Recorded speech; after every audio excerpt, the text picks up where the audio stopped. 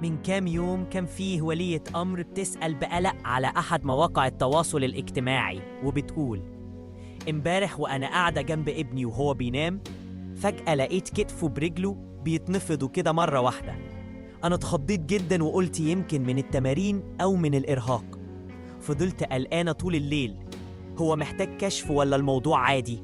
فحبينا نرد عليها ونطمنها في نفس الوقت. بص يا حضرتك، اللي حصل مع ابنك ده اسمه النفضة بتاعت أول النوم، ودي حاجة طبيعية جدا بتحصل مع ناس كتير جدا وملهاش أي علاقة خطيرة بالتمارين أو الإرهاق.